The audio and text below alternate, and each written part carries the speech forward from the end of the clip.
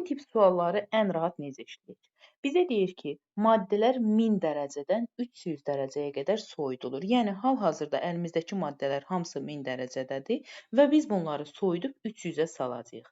Başladıq. Birinci alüminium üçün başlayaq.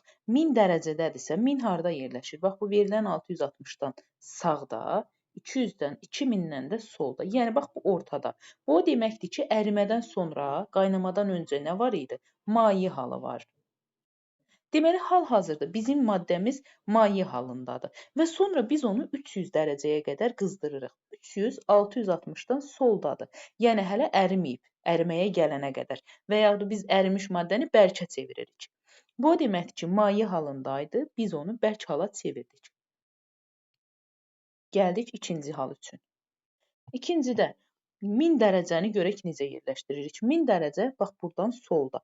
Ərimədən soldadır. Yəni hal-hazırda bərk haldadır. Sonra biz onu 300-ə qədər soyudanda hələ də yenə də yəni solda yerləşir, bərk olaraq qalır. Bunu dəyişə bilmədik. Necə var, elə də qaldı. Keçdik sonuncuya, quruluşuna. Sonuncuda 1360-dan sağda, 1700-dən soldadır. Yəni arada ərimədən sonra nə var? Maye. Maye halındadır. Və biz onu 300-də soyutduqsa, 300-də 360-dan solda yerləşdiyi üçün, yəni bərk hala uyğundur. Mayədən bərkə keçid elədik. Elə bizdən də soruşur, hansı bərk hala keçər? Alüminium və qurğuşun olduğu E variantı.